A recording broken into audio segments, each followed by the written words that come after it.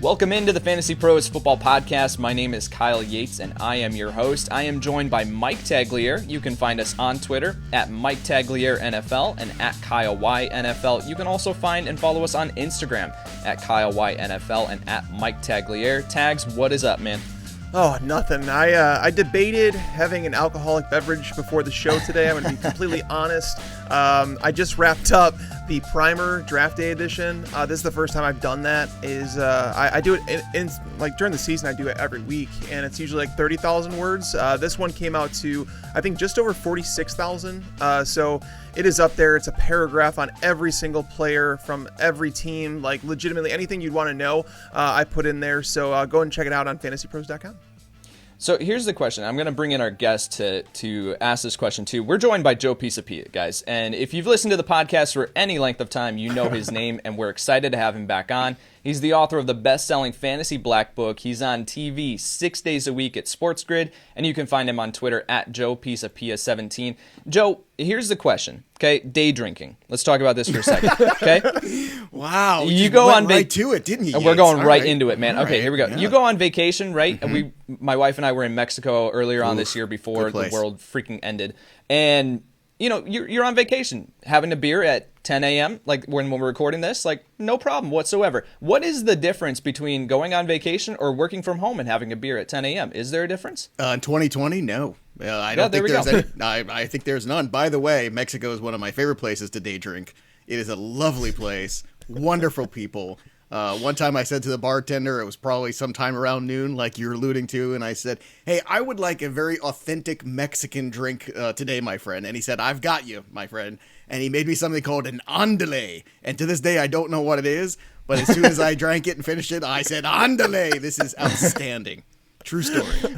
Joe was doing dances in the courtyard. I may or may not have been wearing a sombrero, Kyle.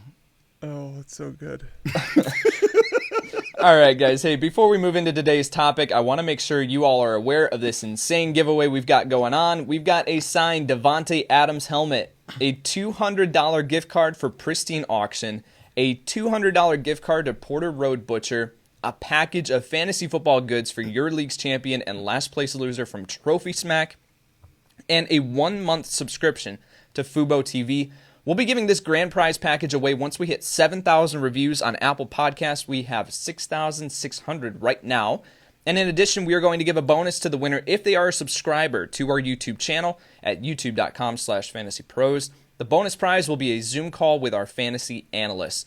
To enter the giveaway, just leave an honest review for our show on Apple Podcasts, take a screenshot of that review, and also take a screenshot showing that you subscribe to our YouTube channel to qualify for the bonus prize, and send those to contest@fantasypros.com. Tags, I've listened to a countless number of podcasts over the years, right, and have always just kind of skipped the part where they've talked about reviews, but just how important are they for us and the success of the podcast? Well, I mean, they really are, obviously, because the more reviews we get, the more it shows that our bosses that we're doing podcasts and people are enjoying them, and we get constructive criticism on them because we want to know in the comment section what you guys actually feel about the podcast. Are there episodes that you feel like we should be doing? This year, we're going to be stepping it up, 6 podcasts a week in season. That's something we've never done. So obviously, the feedback has been phenomenal to this point. We want it to keep going that way, and obviously bring on more and more people. So thank you guys so much for submitting your reviews. It really means a lot because we do read all those, and it does help us get better at our job because sometimes things just blend together, but that's something that's public and everybody can see, and we would love for you guys to go out there and support us. Absolutely. So for more details on this contest, just head to fantasypros.com/contest. Again, that's fantasypros.com/contest. All right, guys, we have got a jam-packed show today, so let's just dive right into it. We are talking bold predictions. These are the statements that will ring in everyone's ears as they are drafting in a couple of weeks, and they'll be tied to our names for the rest of the season. You know, no big deal. We are going to get through as many as we can, and then we have a fun little exercise at the end of the show. Sound good? Yes, sir. Yes, sir. All right. This is the perfect guest for the show. I mean, I think we should let Joe start out because, I mean, Joe's the king of this. I mean, I should be going after Joe because, like Joe knows by now, like who the champ is of us two, and we usually save the best for last. Is that correct, Joe? Goodness. All I know is that last year my bold prediction on this show came true. I don't know how many of yours did, but my number one did. So what was it? It was Derrick Henry leading the league in rushing, if you recall. Nice. Yeah, that worked out. Last time I checked, Mr. Look at my 558,000 words. Look at all the words that I can make. I know all these words. My name is Mike Tagliere. Mike and I love each other, by the way. That's why we give each other crap. That's just for everybody listening. Completely. All right, well then let's start out with Joe here. Joe, 2020 bold predictions for the fantasy football season, not just 2020 in general, right? 2020 fantasy bold predictions. Let's kick it over to you. You know what? Let's just kick it off right there then, Kyle. Let's do this. You know, Mike already wants to throw down the gauntlet. I'm going to pick it up and I'm going to smack him with it, and let's do it. Let's go Derrick Henry 2.0. Back to back, leading the league in rushing again. You know why? Because he's the focal point of the offense. You know why? He's the best weapon they have. He's the best weapon they're going to have. And Derrick Henry is a beast. You try to tackle Derrick Henry. You know what? You don't want to. I don't want to. No one wants to. The Ravens certainly didn't want to. The Patriots didn't want to. Nobody wanted to tackle Derrick Henry last year. Yeah, sometimes it starts off a little slow. But once we turn the page into October, into November, oh my goodness, it becomes Derrick Henry season. And I think, the fact that he doesn't catch as many passes as people, as some other running backs do, he gets a little bit of a negative stigma, and I don't think that's fair. When you're talking about yards are yards, and if he's going to get 1,400 of them again or more this year, and he's going to get all the touchdowns, that's good enough for me, and that's still a back that I feel very comfortable with owning and having him being my bell cow, being my number one, and even in PPR, building a roster around him. So, going down there to the well once again, my guy, repeat, Derrick Henry. So wait a minute. Is this really bold, Yates? I think we should give him some crap for this. It was so bold last year. Nobody thought he could do it, and now I'm saying he can do it again. I just pulled it up while you were talking because I was like, no way, Joe. Come on, you're better. So Derrick Henry plus 600 odds. It's the highest. It's him and Ezekiel Elliott are actually tied for the one that's most likely to. And how many times has somebody led the league in rushing 2 years in a row? I don't know, but that's still not bold. Not often. Though. Yates, you're the tiebreaker here. It's bold enough for me because thank you, Kyle. Henry didn't. Well, hold on, Joe. So Henry didn't do it by a wide margin, right? Nick Chubb was literally right there. So it's bold to say that he's going to finish it, as the back-to-back, but yet, is it bold enough that I don't know. Well, I don't know. We got to start off and build a little bit. This was really one that I was just I had in the tank here with the other ones. But Mike was, just coming out there ferocious right out of the gate there. And, I'll tell you this much. Does it matter if a team wins a Super Bowl by 1 point? No, it doesn't. You still get that ring, don't you? It's about winning. Yeah. That's what it's about. That's what it's about.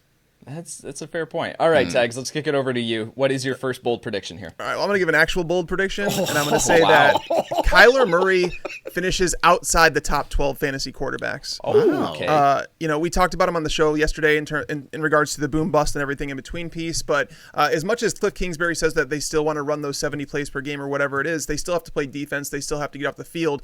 They do have a better running back, and that's when we saw Kyler Murray's numbers dip down a little bit when Kenyon Drake kind of took over in the backfield as the 3-down back there. So going into 2020, I'm not saying, and again, this is a bold predictions basically show where we're talking about things that probably have a less than 10% chance of happening, but things that we think are better than the majority of public. And Kyler Murray being drafted as like the quarterback 4 or quarterback 5 right now in fantasy, I would say it's pretty bold to say that.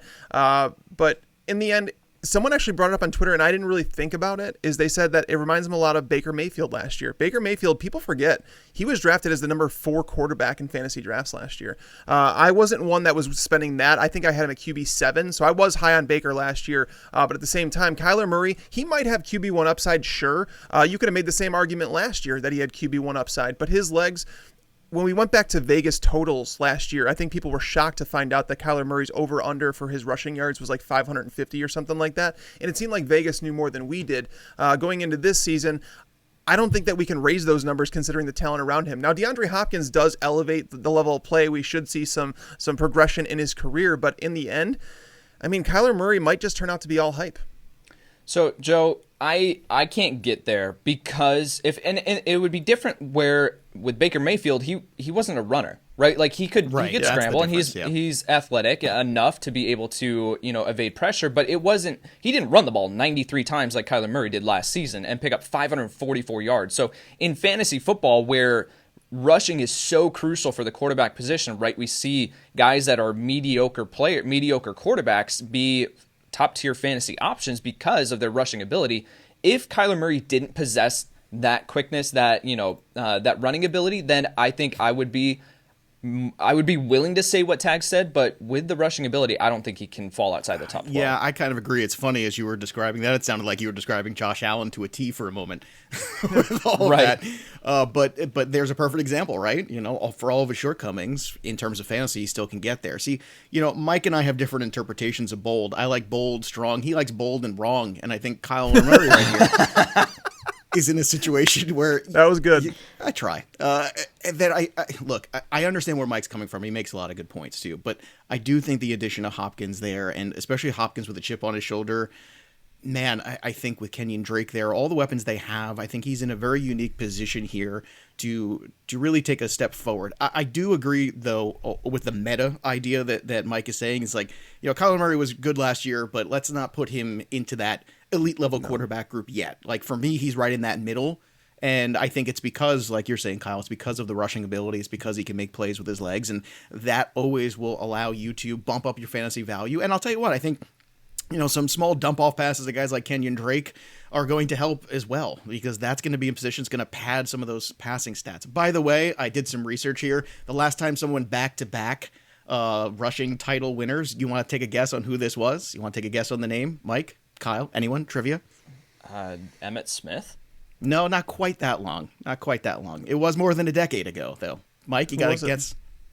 Oh no, I'm more like fantasy. I don't pay attention to strictly rushing yards. Honestly, I couldn't tell you who the top 5 for rushing yards. That was the other name I was going to. LT? 0607. Wow. So 13 years ago, and before that, the last guy to do was Edgerrin James, 99-2000 back to back. So that doesn't happen. So twice since 1999. That's hey, real quick. Hey guys, real quick before we move on to the next one, I want to say Gardner Minshew last year. If you go game by game with Kyler Murray, Gardner Minshew averaged 1 more passing yard per game. He averaged 0.25 more touchdowns per game. He averaged 0.32 less interceptions per game. The only difference is that Kyler Murray rushed for a little bit more than Gardner Minshew did. So if you're looking for Kyler Murray to discount, I go with Gardner Minshew. So again, Kyler Murray does. I'm not going to sit here and say he doesn't. He has top 3 upside, but based on what we saw last year and his 6.9 yards per attempt in this offense, I don't see a top 3 finish. It's fair. All right, guys. I don't see a top 3 finish either. But out of the 12, I think that's where it gets difficult. Sorry. Yeah, I should have probably said top 10, but whatever. I wanted to be bold. Well, that's not what you said, so now we're going to hold you to it. You said at the top of the show, we're going to hold everybody to it. Kyle said that, so now we're going to hold everybody accountable. All right. All right, guys, here we go. Here's mine. Calvin Ridley, I put this out on Twitter the other day. Calvin Ridley will outscore Amari Cooper this season. If we're looking at the Falcons offense and how just pass happy they are going to be, I think that there's more than enough volume to support 2 top 10 wide receivers with Julio Jones and Calvin Ridley. They're going to do it in different ways, right? Calvin Ridley is going to do it on the back of touchdown production, and Julio Jones has never been a guy who his yards to touchdown rate has always been super low. He's going to do it with ridiculous yardage and receptions, and Calvin Ridley is going to be the guy that they look at in the red zone. So looking then and flipping the coin over to Dallas with CeeDee Lamb stepping in, he's going to take a large portion of these targets. And then you have guys like Blake Jarwin, who I think will step up. You'll have Tony Pollard more involved in the offense with a more balanced approach in the backfield like Mike McCarthy has always rolled out. Zeke Elliott, of course, is going to be involved. Michael Gallup. So looking at Amari Cooper, he hasn't been the guy who's been this 150 targets every single season. He's been around I think his max is 120. So looking at Amari Cooper and saying that, I think he's still going to be involved. I still think he's going to be this guy who presents you week-winning upside. But Amari Cooper this season in a offense that's very crowded versus Calvin Ridley in a pass-happy offense that has, Julio Jones and then some unknowns. Russell Gage isn't going to be super involved. Hayden Hurst will see a ton of targets himself, but Calvin Ridley is going to see more than enough, and I think he's an absolute bargain. Yeah, I could not be more in love with Calvin Ridley this year. Everything you said is right. And last year, I was very much about Godwin being that guy you could draft as a number 2, but really would become a 1. So if you missed out on the run of number 1 wide receivers, that was a guy that was going to jump into that next tier. And Ridley's that guy for me this year without a doubt. The way he finished last year, 3rd year in the league, the offense they run, so many passing yards, so many passing attempts. I don't see that changing anytime soon, especially because if you look how they finished the season 6-2, what was working there was also getting Calvin Ridley the ball more. So you're not going to get away from what's working. That's NFL 101.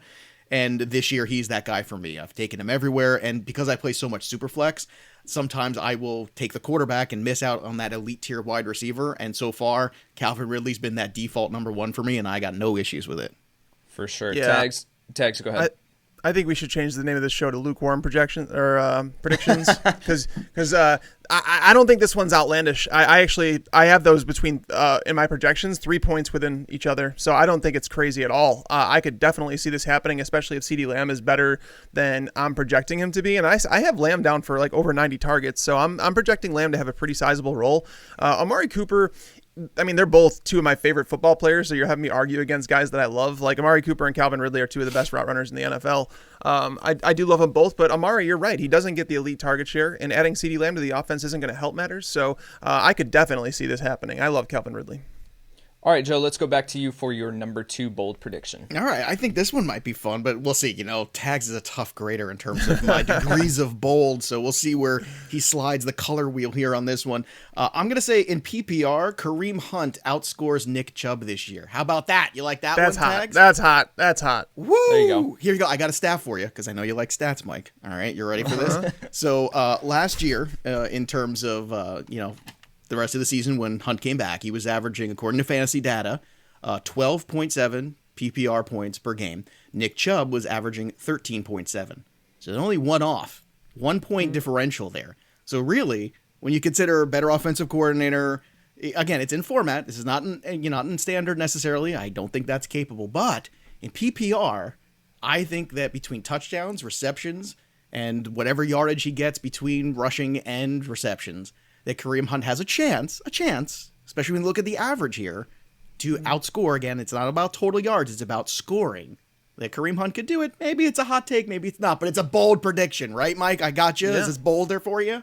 That is definitely bold, man. I like that one. That's actually something that I can get on board with in terms of like the boldness of it. I'm not going to agree with it, obviously, because Nick Chubb is just a phenomenal running back. Agreed. Nick Chubb is, I mean, if Kareem Hunt is phenomenal in his own right, but the thing is Nick Chubb is the guy that Cleveland's invested in. He's the guy that's going to be there long term. He's the workhorse. And going back to last year's numbers, it's something that we're all guilty of, is saying that Kareem Hunt was this running back and Nick Chubb was this once he arrived in the offense. But it's a different offense, right? Freddie Kitchens didn't know how to call an offense. Nick Chubb was terrible around the goal line last year. Like I posted Nick Chubb only had 5 touchdowns last year, so I just wanted to bring that back into account too. So if that trend continues, I think this is more possible than not. Yeah, Chubb had I want to say it was 16 carries in the red zone last year, or in the inside, or inside the 5-yard line, something like that, and he had like -9 yards on those carries. It's something ridiculous. Like I saw the number, and I was like, 15 attempts inside the 5 for -14 yards. I love that. That's Kyle what had that I knew it was there. Something bad like that, and that's Kyle, that comes down to with offense. That one? Like, how'd you hate that so? It's so terrible to like that offense. Watching it being called every single week was just brutal. So Nick Chubb is a phenomenal running back, and that takes nothing away from Kareem Hunt. I don't see this happening, but I can appreciate the actual boldness of it, Joe. Thank you. I just want your approval at the end of the day. That's all I want. Does this scare you off of drafting Nick Chubb at his current draft price, Joe? No, it doesn't, because everything that Mike said is right. Nick Chubb is fantastic. I think that you just have to take into account where are the touchdowns, where are the receptions, because last year he only caught 36 balls, and the trend certainly went away. And I'll say this, I think Stefanski in this group is going to find a way to utilize both of these backs, and I think it's going to be to the benefit of Baker Mayfield and the offense as a whole. But I do think they're going to both get a lot of attention here, and rightfully so. And I think kind of like the Saints a couple years ago, you're gonna see the ability of a two-headed monster here, where you could even get two guys that are RB1 finishers at the end of the day. It's not impossible. To me, actually, I think it's the path to victory for the Browns is to step up the defense a little bit more, run the hell out of the football, and let Baker Mayfield develop a little bit more at his own pace, as opposed to trying to force that pace on him, which is what happened last year under bad play calling, under a lot of tumultuousness. But I think when you have to look at it overall, Chubb is a great player. I think everybody forgets how good Hunt was. Yes, you could say Andy Reid's offense helps that. Absolutely, that would not be wrong. But the stats don't lie. And in terms of points in PPR leagues, just one single point was the differential last year, and that was with a guy who didn't play for the first 10 weeks. All right, Tags, let's go to you. Number 2 bold prediction. All right, I'm gonna go with the guy that actually let's just piggyback off what just Joe said. I'm gonna say the guy that I think is a later round version of Nick Chubb this year. I'm gonna say that Jonathan Taylor finishes as a top 10 fantasy running back. And yes, I am fully aware of Doug Peterson's comments saying that Marlon Mack is probably going to be the starter, but that they're going to ride the hot hand. Frank Reich's comments. You said Doug Peterson. Did I say Doug Peterson? That's okay. Yeah. That would be bold. Same coaching by tree. the way. It would be very bold of you to take one coach and put it on another team. That would be bold of me. I did hear Frank Reich. Marlon Mack's going to be really good, guys. I did hear Frank Reich's comments, and I'm not buying them at all because we've seen Marlon Mack in this offense, and we've seen him be pedestrian at best. He was an RB2 or better just 50% of the time last year, getting a giant workload. They never wanted to go to Nyheim Hines, and I know a lot of people keep bringing up Nyheim Hines, and he's going to be the new Austin Ekeler, and he's going to do this. He's not. He was on the field for 21 snaps a game last year when Marlon Mack wasn't efficient at all. They even decided to go to Jonathan Williams over him as once the injury started to pile up. So Jonathan Taylor is he's very similar to Nick Chubb in the fact that he's a great 1-2 down back. He's shown the ability time after time in college that he could withstand a giant workload. He may not be a guy that's going to catch 50 passes in a season, but even if he catches 25, 30 balls, he's going to be good enough on the ground behind a top 3 offensive line in football to finish as a top 10 running back. And I think people are going to look back next year. They're going to say, how did we miss on Jonathan Taylor? Like, we knew he was really good, right? We knew that he played behind one of the best offensive lines in football. Were we really that scared about Marlon Mack? He's going to be a top 10 running back. I like this one, and I had looked at Jonathan Taylor. I didn't write him down as far as one of my bold predictions, but I had looked at him and said, I think there is a possibility that he finishes as a top 12 running back this year. Joe, what are your thoughts? Do you think this is bold enough for you? I think it's bold enough for me. Yeah, I'll be gentle on the bold scale for a change here on the program. I will say this. I think the only hesitancy I have is if there is a little bit of a slow progression here for him, that could hurt him where he finishes. And I think that's the only problem here with this prediction is, if it takes 4 or 5 weeks for this to happen, for Taylor to really emerge in that backfield, if they, take the first month of the season, say we have an older veteran quarterback here, Marlon Mack's been here, Marlon Mack also last year of the deal, we can kind of, run him into the ground a little bit here to start the season. That's the only concern is where's Taylor at with the reps? There's no preseason games. There's no, there's not enough opportunity maybe early on for him to steal that role right away outside of an injury, which is not out of the realm of a possibility. So for me, it would take either an injury or an incredibly early start, which I think both of those things under the guidelines of what's going on would be difficult, but I don't think it's crazy to think that this could happen. Absolutely. The talent is certainly there. And, Mike pointed out he's running in front of a great offensive line. Guess what? He's got a great offensive line here with the Colts last time I checked, who are also coached by Frank Reich, not Doug Peterson. It's probably a good thing. I mean, what this indicates for those who are listening is that Jonathan Taylor's an absolute value right now. I think 100%. He's going out in the 20s, right, and current ADP, which stands for average draft position. So if you're looking for someone to be a RB2 complement that you can get a little bit later, Jonathan Taylor's a perfect guy to target. All right, I am going to go with Cam Newton returns to his old form and finishes as a top 7 quarterback this season. Oh, I love it. Looking at Cam Newton, and the last time that we saw him on the football field, it was not great, right? I think we can all agree with that, but he was dealing with ankle injuries, shoulder issues. He's had a significant amount of time now to get his body right, and from all indications, he's perfectly healthy, and he's ticked off. And so I think a motivated Cam Newton, and we've seen Cam Newton just from his rushing ability alone be a cheat code for fantasy football. And so if you can get him, and the best part about all this is that you're getting Cam Newton in the 20s right now in quarterback ADP. So get Cam Newton, and especially if you're looking for a streamer week 1 against Miami, Cam Newton is a perfect guy to target if you're going to go a late quarterback strategy, because you can roll him out week 1 against a average defense, right? They were atrocious last year. They made improvements. But you're going to know right away if Cam Newton is back to his old self. If he is, great. You have a locked and loaded starting quarterback for the rest of your season. If not, if he doesn't look like he's fully healthy, great, cut him. Move on to someone else. But I believe that he will return to his old form and finish as a top 7 quarterback. I'll turn it over to you guys. What do you think?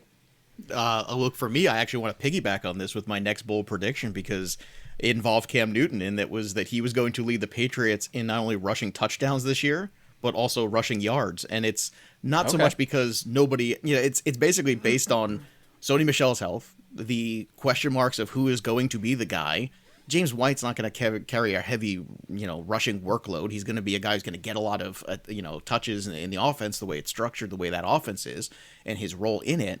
But between Damian Harris, we'll see what Lamar Miller is, between Burkhead, all these guys, I don't see anybody kind of getting over 750 or somewhere around there. And it's not that long ago. It's just 2017 where Cam Newton had 754 yards rushing. And his average in 2018, when he still wasn't 100% healthy, was still 4.8. So I think this offense is basically his to run with. So I'm kind of with you. Like, all the bold predictions possible, go get him. And I love where he is in Superflex too, because he is a really easy grab whenever you want him in QB2.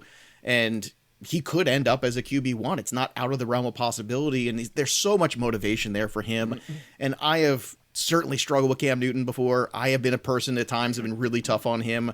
But I also know what kind of talent he is, and I also know how motivated he is right now, so I think it's worth a fantasy investment to find out if all that can come to fruition. I think part of it, too, is that the perception on Cam Newton is that he's like 35 years old and he's broken down. Like, right. No, he's 31 years old, and like I think Russell Wilson is that age, too, right? So he's right around there. So it's like, looking at Cam Newton, he's not as old as we think. Tags, what do you think here?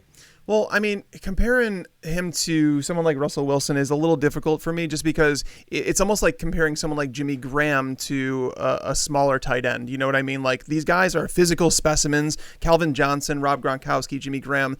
Cam Newton fits in that category of guys that are just physical specimens that are not supposed to move the way that they did at that size. And it only lasts for so long. And I think we've seen Cam Newton already start to break down. At 31 years old, it's not ancient or anything like that for a quarterback, but Cam Newton was never a quarterback. Let's be real about it. He's thrown more than 24 touchdowns one time in his entire career. He made a living off of his rushing yards. And over the last 4 years, he's topped 488 rushing yards just once. And again, coming off these injuries, starting in a new offense, dealing with a new set of wide receivers, learning a new playbook, shortened off season with no preseason games. There's a lot of reasons that I'm a little worried about Cam. I also, and I know this is really petty of me, and I know some people are the people are going to come at me about it. And I'm being completely honest with you. I'm being transparent, and I'm telling you how I feel about Cam Newton right now. I want to like Cam Newton.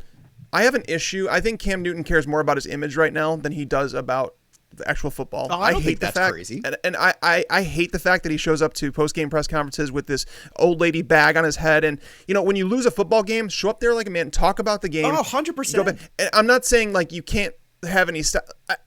No, I know people are going to come at me about this, style. But it's about leadership. It's about demeanor. It's about, especially the quarterback position. And yes, you are putting too much thought into your outfits, and put not enough more into thought the into your football game. Right. Look, this is my biggest issue with Cam, and so like we're brothers of the same mother here when it comes to this. And you could put me down for how much this irks me even more, because we had to have like a support group on the Black Book podcast about this when this happened, because as a Patriots fan, so much of what you're saying is my deepest, darkest nightmares about all this scenario. And I never could understand how that could work out with Bill Belichick. Right. But maybe, just maybe, that's exactly the kind of guy where it works out for, where he can get him to focus. Because if anybody can, it's him.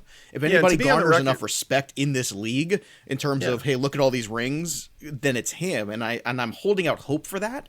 But we have to acknowledge that his personality is certainly very different than some others, especially at the quarterback position. And that's not a problem. The problem is, I think what Mike's saying is absolutely true, which is when the personality and the extracurricular things become a distraction, and then also, not taking enough self-accountability for your losses and wins. It's crazy. Like, you'd see him in a post-game press conference, even when they would win, and he would look morose and all these things. I just trying to figure it out. Like, what's wrong with this dude? Where is he coming from here? And I'm with you, Mike. I don't think that's a crazy thing to think about. No, he does a lot of good things off the field. He does. I don't want to great things off the field. He's a good guy. And that's what I'm saying. I want to like Cam Newton, but those things really irk me a little bit. Let's like him. And you know what? Let's want to say it's 2020. It's a terrible year. You and me, we're going to like Cam Newton. We're going to start now. We'll see how long it works. How's that? Yeah. We'll hold hands. He's being drafted around QB 15, so I think his draft position is perfectly fine to take that chance on him. I just don't know how I feel about it. I don't think it happens, but again, if you draft him as QB 15, you have no issues cutting him for another streamer. That's fine. That's rising. His ADP is rising. Last I checked, it was in the 20s, so that's crazy. Okay, let's keep moving here, guys. Joe, that was your third one, so Tags, let's go over to your third bold prediction here. All right, guys. So you may have heard, you may not have heard. It's something that I heard yesterday that John Ross had to leave the Bengals because his newborn child and the mother of that child both have COVID. Oof. So he's left the team to be with the family for a little bit. So they placed him on the COVID list, and he's gonna be away from the team, which kind of takes away a little bit of sleeper appeal that I had with him. But at the same time, it allows me to make this bold prediction: AJ Green and Tyler Boyd both finish as top 20 wide receivers this year. I like this. I like so many AJ Go Green ahead, Joe. shares. No, I just, dude. I mean, it's one thing, and this is what I always say. It's all about the value, and this is like Black Book 101, right? This is like, what's the player, what's the talent, what's the value compared to the other players around there.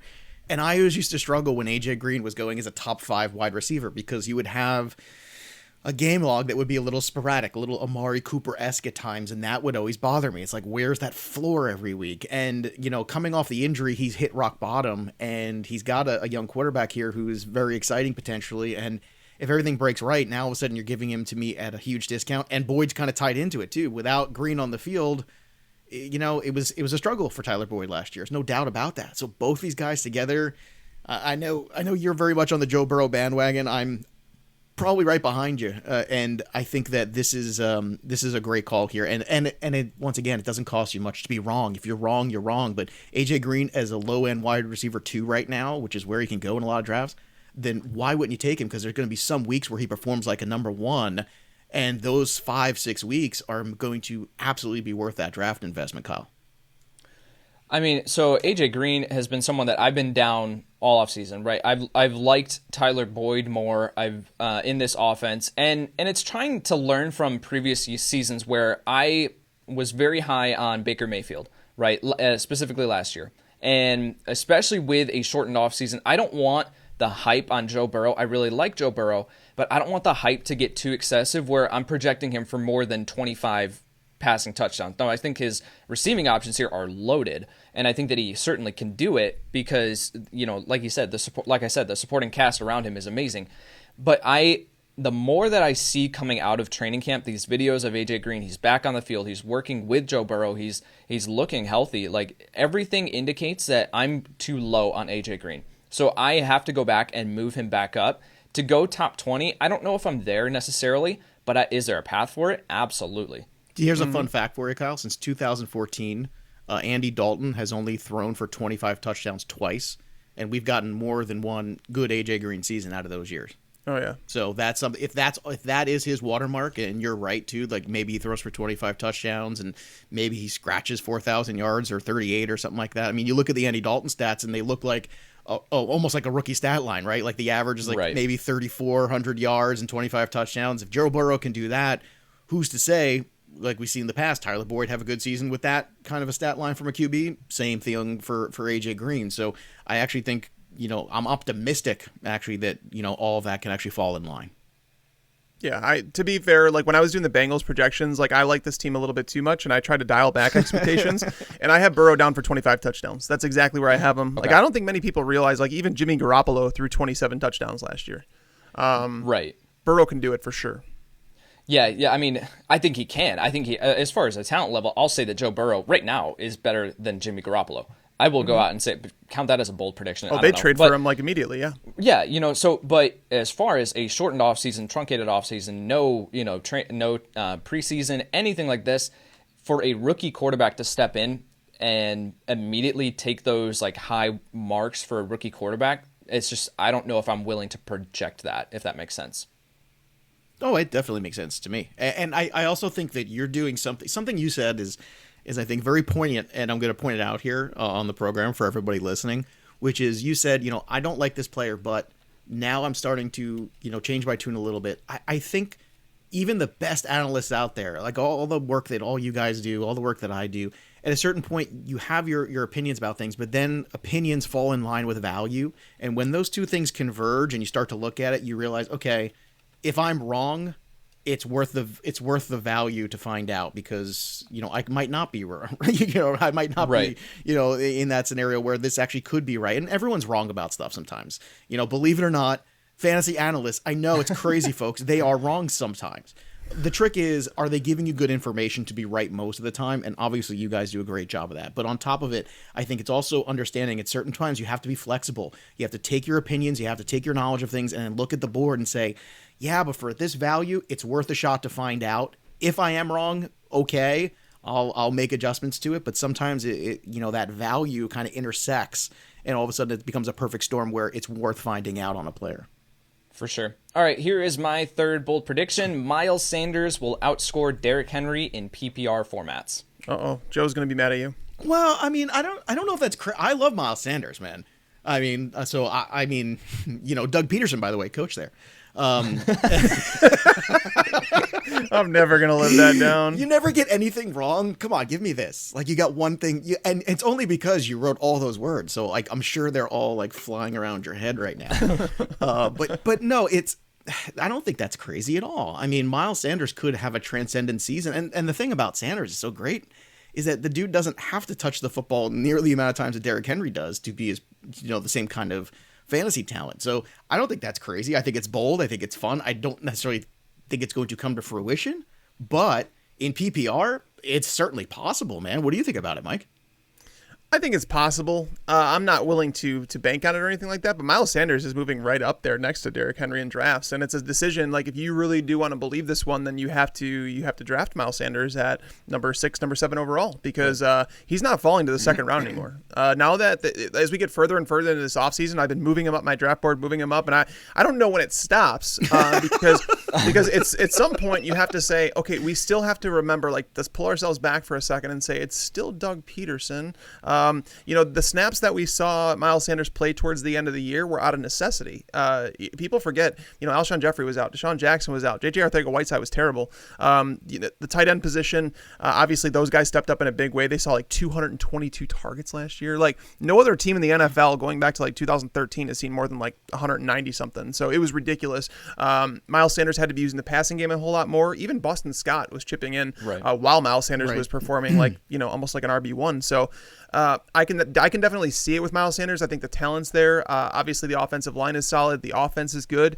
But again, Doug Peterson's someone that has been a thorn in everyone's side. And just because we saw it over the final 6 weeks or whatever it was that Jordan Howard was out, I don't want to automatically assume that Miles Sanders is going to be the guy that's going to be playing 60 snaps a game, because I think that there's some built-in risk there, whereas someone with Derrick Henry, there's really no risk outside of injury with him. So that's why I would still take Derrick Henry, but I do understand the love for Miles Sanders, because as we get closer to the season, he's moving up my draft board. Do you like Sanders more than Allaire? No, I wouldn't take him over Hilaire. I would take him over Josh Jacobs, though. Okay. I would as well. Yep. Yeah, I was curious, because I feel like that's like the conversation. It's like, do you take what you saw out of Miles Sanders last year and take advantage of what, the history of people not liking what Doug Peterson's done with running backs, or do you take the guy you haven't seen at all, put him into, that offense, which, I had Fabiano on Sports Grid last week, and we were talking about the Hilaire thing and going through the list of rookie running backs in Andy Reid's past. and talking about the seasons of Westbrook, of McCoy, and all these guys, and it's it's kind of stunning at times to go back and look at it. I know the game's changed a little bit over the years, but still, rookies have done pretty well, and Kareem Hunt being one of them as well. Yeah, it all depends on what you want with your running back that you're taking in the first or second round, right? In that back end of the first, early second. Do you want the potential upside with Miles Sanders? Do you want this guy who could absolutely boom this season? Or do you want Derrick Henry, who I think, and you've said this, Tags, that you don't think Derrick Henry has RB1 upside, but he is going to be so steady and so consistent because the workload that he's getting. So I think it all depends on what you want to take in the first round. Let's go one more around the table here. Joe, what is your fourth bold prediction? I'm going to throw this out here just to make everybody mad at me. I'm going to be the heel of the show in wrestling terms. I'm going to do it. I sat on the fence here. Wasn't going to do it, but whatever. This is the way the show's going today, so let's do it.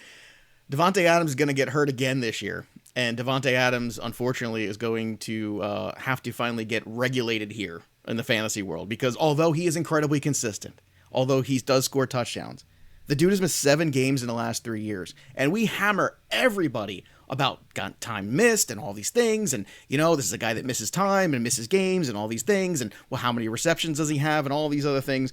I understand when he's on the field, he's incredibly consistent. I'm also understanding of where we are with the Green Bay offense and Aaron Rodgers specifically at this point in time in this juncture, and still the lack of a definitive number 2 wide receiver or even number 2 target guy in this offense. And I think this is the year where, once again, we have to kind of get correct a little bit. And we realize that Davante Adams is just a tad overrated. There you go. I said it. Come at me. Come at me. I am not going to comment on this one at all. I'm going to turn it over to Davante Adams' fanboy. Tags, what do you have here? I mean, I said nice things about him. I'm also said realistic. Yeah, it's like that's a backhanded compliment. I love you, but I want a divorce. That's basically what you're saying. That's terrible. Davante Adams is one of the better wide receivers in the NFL, and he's tied to Aaron Rodgers. And despite the fact that Rodgers literally just had his worst season ever, Davante Adams was still someone that you could have used in your fantasy lineup as a wide receiver one, a consistent wide receiver one every week. Over the last 2 years, 11 targets per game. That's elite territory. You don't touch that. He's like legitimately, for me, he's a can't miss player. If you want to take him over Michael Thomas, do it. I don't really care. Both of those guys are going to be extremely consistent. One is going to be playing in the second year of an offense, should get better. There's really no competition around him. The other one is going to be playing in an offense that I'm expecting to run the ball a little bit more. They added Emmanuel Sanders. There's some regression coming from Michael Thomas. So no. He's got 1,000-yard receiving season. Stop saying that. He's got 100-yard reception That's the worst season. argument ever. Well, I hate that argument because if you break it down on a per game basis, it's different. Well, and yes, but what's the most important thing is that you're on the field every game. Right? And he played 14 games in 17. You can't project injuries. No, you can't. But you know what's funny? Julio Jones gets all this crap, right? About, Julio's not healthy and Julio. You know what? You go look at those Julio totals, man. Yeah. 104, 136, 113. How about these? How about these yardage totals for Julio Jones? 1,500, 1,800, 1,400, 1,400, 1,600, 1,300. Where is that for Davante Adams? Where is it? He doesn't do it. Okay, so I broke my promise. I am going to comment. So Davante Adams he's never been a high yardage guy. But like Joe, go and look at 10 touchdowns in 2017, dude, 13 dude is touchdowns in 2018. Efficient and consistent. I'm giving him all that credit in the world. No, you're not. No. Neither of you guys are giving enough credit because he had 1,386 yards in 2018. And last year, in yards per game, over a 16-game pace, that's 1,329 yards. Yeah, so he's not a yard. You know what's 997 yards. You know what's cute about that? He still had less yards than Julio last year. Well, Julio's the man. Like, let's be real. Yeah, but Julio doesn't score double-digit touchdowns over Julio Jones, and it drives me crazy. And I've had it. No, and Julio's the top tier too. Julio is part of that top tier with Michael Thomas and Davante Adams. I will say that with Tags. Tags has been backing this up all offseason. That I know that Tags loves Davante Adams, and he just made that claim that if you want to take Adams over Michael Thomas, then he has no issue with that. I have an issue with that. I think Thomas is more consistent. So, and he doesn't right now present the injury risk that Adams has. But as far as Julio going over Davante Adams, or Adams going over Julio, Tags has been the one to say that they're in the same tier all offseason. In the last 3 years, Julio's missed one game for all the, quote, injuries and leg issues. That is absurd. And you know what? Davante Adams has missed 7.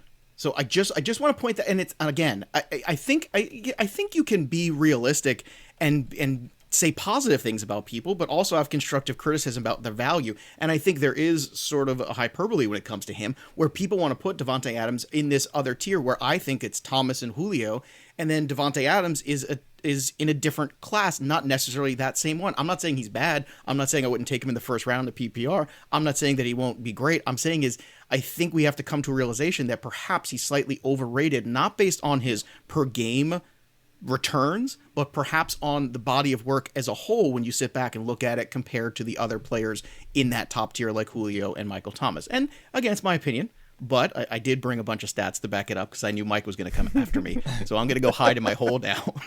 Is this similar to how we viewed Keenan Allen several years ago? Keenan Allen just couldn't stay healthy. And then the past 3 seasons, he's played all 16 games. That's an interesting question, Kyle. I mean, gosh. I don't know. It is. That's a really fair question. Gee whiz. No, but see, it is. Golly, it is. You're not wrong, though. I mean, the only difference is the touchdown rate of Adams is higher. But I don't know. Keenan Allen is another. I mean, it begs a question. Mike, what are your thoughts on it? About what? What he just said. I was saying, is it similar to how we've been how we viewed Keenan Allen for so many years, that he was injury prone, and there was a point playing fantasy 4 years ago where I was like, I'm not drafting Keenan Allen. No matter what, I'm just not drafting him. because he comes with this injury risk. And then all of a sudden, now the past 3 seasons, he's played all 16 games. Everyone's injury prone until they're not. That's basically what. That's Right. why I don't buy. I love buying players that are coming off like an injury. Like AJ Green is coming at a major discount because he missed last year. I'm fine with that. I'm cool with that. He's a proven NFL player. Like taking players that, like someone like Deebo Samuel, for example. He's not someone I will own this year because not only is he coming off that injury, so you do want to bake that in, and it's an injury that happened this year, but he has a very small sample size of production. Guys that are proven producers, like Julio Jones, actually, like guys, I think people forget, Julio Jones was someone that was labeled as injury prone early in his career and that he'd miss time all the time. He was always nicked up. How the hell is he putting up all these 1,500-yard seasons? He's putting up You know a what I lot mean? That's of the them. scary part is that he's still always nicked up and he's still putting up the ridiculous Right. yardage because he's playing through it. Imagine if we had a fully healthy Julio the GOAT, man. Jones. He's Julio's the- incredible, and I guess this just comes from like in the black book, the black book with RPV takes into account 3-year averages, previous season, and all these things. And we look at the RPV for Julio Jones and Davante Adams, like they're not super far off, but Julio is I just don't think gets enough credit, whereas everybody continuously is just heaping all this praise on Adams. And it's not that Adams isn't good, it's that the body of work is not in the same universe for me right now. And I'll tell you what, I'll take it a step further. The offense is not nearly as appealing to me as a fantasy Very owner true. in Green Very Bay true. as it is in Atlanta. So I mean, the difference is that's all I'm that, saying. it's a larger pie in Atlanta, more passing volume. And he's eating but the most then of it, you do Kyle. have other He's got a whole face full of options, right? pie. We've talked about Calvin Ridley. We've talked about Hayden Hurst. In Green Bay, it's freaking Davante Adams and then a bunch of unknown. And it's always been just Davante Adams and a bunch of unknowns. So, Yep. All right, Tags, let's go to you for your 4th bold prediction. Oh man, I have 2 that I really wanted to say. I'll stick with the Falcons, and I'm gonna say that Matt Ryan is a top 5 quarterback. Julio Jones and Calvin Ridley are top 10 wide receivers, and Hayden Hurst is a top 5 tight end. There we go.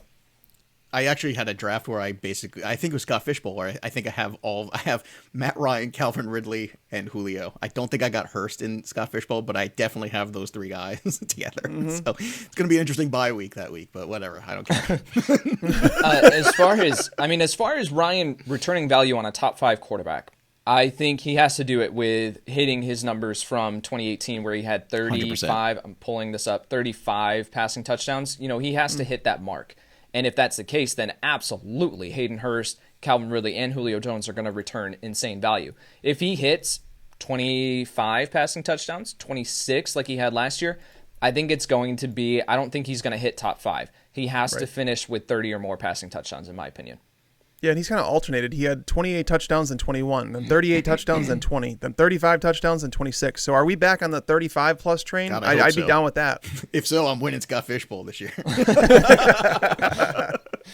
All right, I am going to go with my final one here, and this one is pretty bold. Henry Ruggs will outscore Keenan Allen in 2020. Ooh, that is bold. That is bold.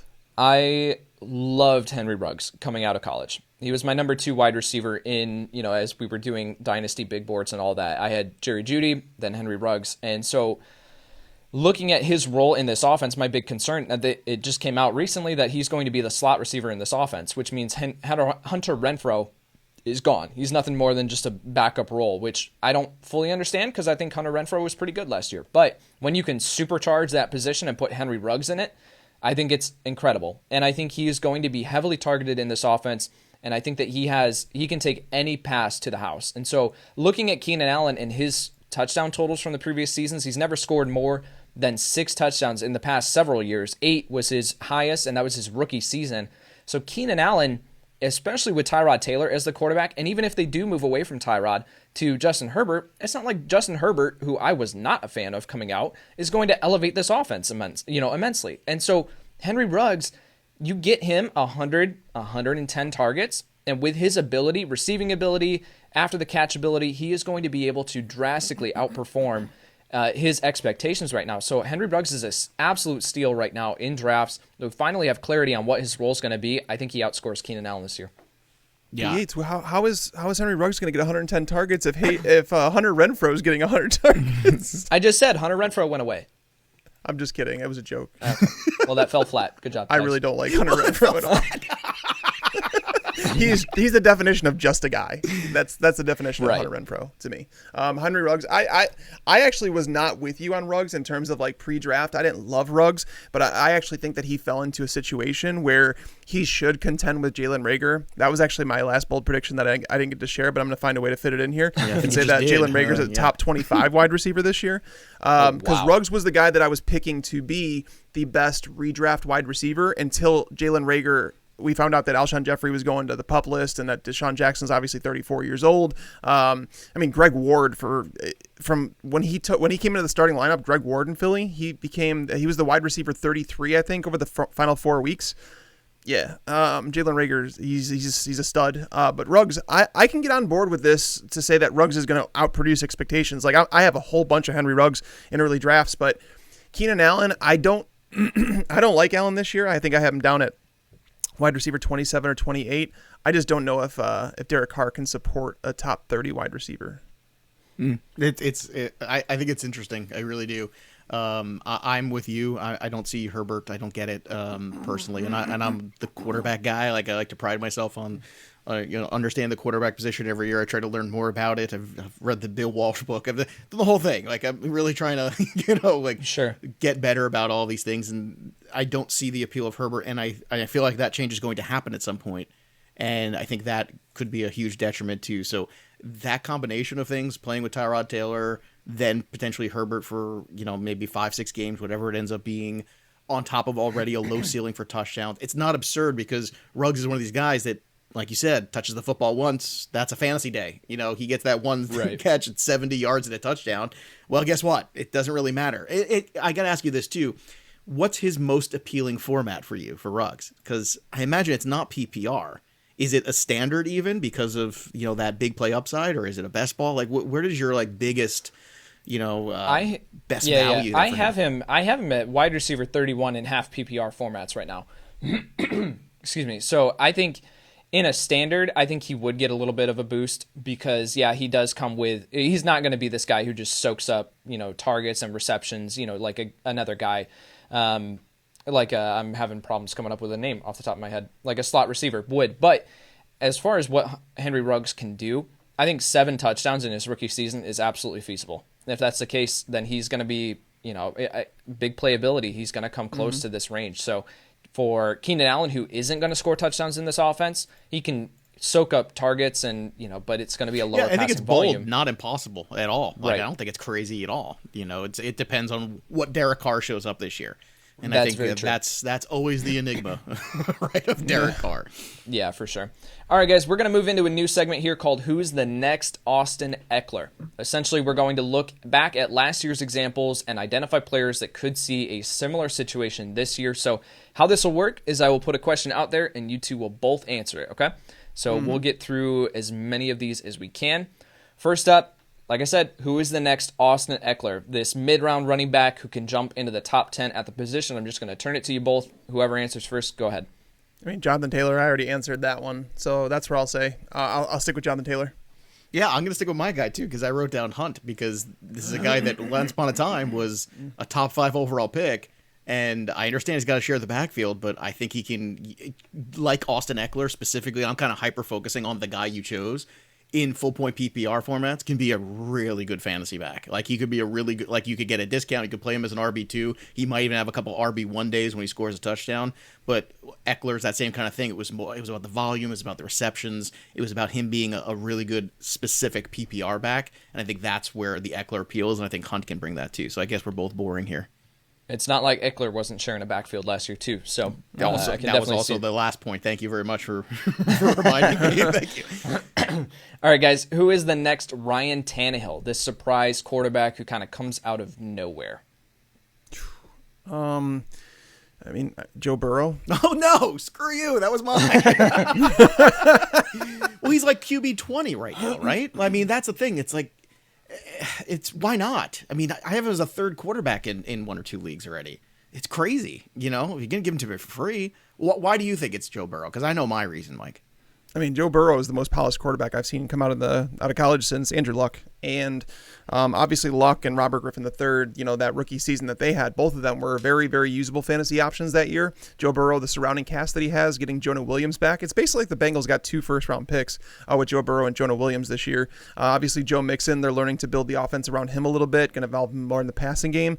I believe that Zach Taylor is actually a good NFL coach that was put in a bad spot last year. I agree with that sentiment. And Joe Burrow for me for all of those reasons as well. And also because I think there's still that skepticism out there, and that's what's kind of causing his ADP to be where it is, which is, well, he's a rookie and he only had that one big season. But man, if you watch that season last year, he was doing it against the big time teams. Yeah, well, and it's the best college football quarterback performance of all time.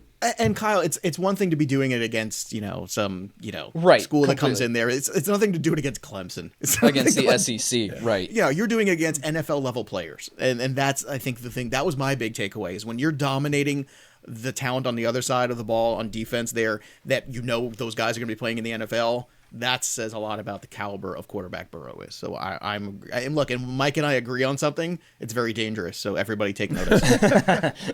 All right, guys, who is the next Darren Waller, this out of nowhere tight end? There were a few people that were hyping up Darren Waller last season, but for the majority, no one was. Who is the next Darren Waller? I'm going to go first because I want Mike to steal mine. It's Jarwin for me because it was over 100 targets to the tight ends last year in Dallas, and now that Witten's gone, Dak, ever since his rookie season, Dak has always had a propensity to find that tight end, and I think that's one of his strengths is not forcing the ball. And if he's, guys are covered downfield, he's going to look for the tight end, boom, hit him. And I'm not saying that all 124 targets or whatever it is are going to go to Blake Jarwin. But if 85 of them go there, all of a sudden, or even 90 of them, all of a sudden you're in an interesting spot here where Jarwin could be a low-end tight end 1 and be useful at times. And I think that's all we can possibly hope for is to find somebody that you can hit on late at tight end. Yeah, Jarwin was a really good one. I'd probably have to go further up. Hayden Hurst earlier this offseason was like tight end 16, and now he's moving up to tight end 13, it seems like. I think Hawkinson is someone that can actually take a step forward. That's going to be a fascinating one to watch this year, Mike. What Hawkinson does in year 2. Yep. But Jarwin, I dig the Jarwin one. I think not many people realize him and Jason Witten combined for over 120. I think it was 124 targets last year.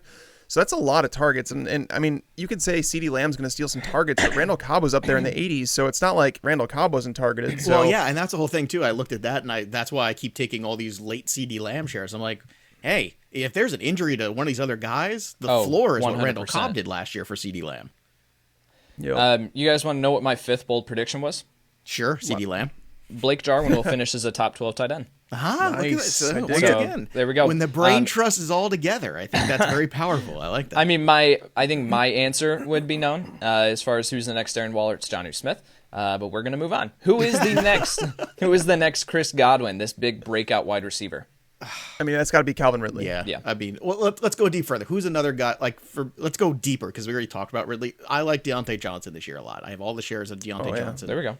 And so for me personally, I'm always looking for, when it comes to wide receiver, who's being drafted as a 2 that can be a 1, who's being drafted as a 3 that could be a 2, and likewise. And that served me very well last year with that strategy. And I'm kind of doing that with like Ridley or like Metcalf, and then guys like Crowder, Fuller, things like that. Guys who I think can jump one slot potentially. And Diontae Johnson's one of those guys too for me, where I think that where he's going now, you look at that Pittsburgh offense, there's just somebody's going to step up there. And so far what I've seen, I've been more impressed with Diontae Johnson than James Washington. And I think I'm just going to move on from Washington at this point and just go with Diontae Johnson. I don't know if it's right or wrong, but so far all the research has led me that way.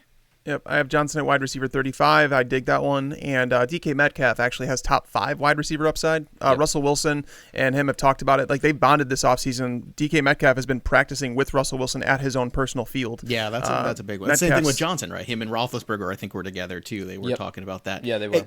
I have a lot of wide receiver cores right now that look like Ridley, Metcalf, Diontae Johnson right now. Not mad about it. Not mad about it either. And once again, it's like trying to find the value on the board. Because I'm somebody who does prefer to get the running backs early and just get it out of the way so I don't have to play guessing games. But when you do that, you have to start looking for these names that can bump up, like I said, from one tier to the next tier. And these are all really good names to keep in mind. As far as DK Metcalf, As far as DK Metcalf, 17 targets inside the red zone last year, only 5 receptions, but turned those into 4 touchdowns. So if we look at his catch percentage comes up, he sees around the same number of targets inside the red zone. His catch rate comes up to even 50%. My word, he's going to be, incredibly valuable for fantasy football. Absolutely could shoot up into the top 10. All right, guys, last one here. Who is the next DeVante Parker, this post-hype sleeper? Is it bad to say maybe Corey Davis? I mean, it's not bad to say that. I would love that story. I really would. I'd like him or John Ross. John Ross going on the COVID list. That's what I would have said. John Ross. But the COVID thing actually popped up, and that's something that I'm trying to stay away from. But Corey Davis or Anthony Miller for me. Yeah, those are 2 good names. Who's the guy you said again, right off the top? Who could be Corey Davis? Here, DeVante Parker. Who could be the next DeVante Parker? Yeah, that was a pretty good season. So I'm thinking this is gonna pain me because it's so frustrating. But there's nobody else there in my opinion except Will Fuller, and I know he's hurt all the time. I get it, but he's got the rapport. He's got the him and Watson. That connection is there, and that's something that you just can't grow on trees. So he could be if he stayed healthy. And it's funny because DeVante Parker, I guess you could put in that same exact vein. He was hurt all the time. You saw flashes. You saw all these things.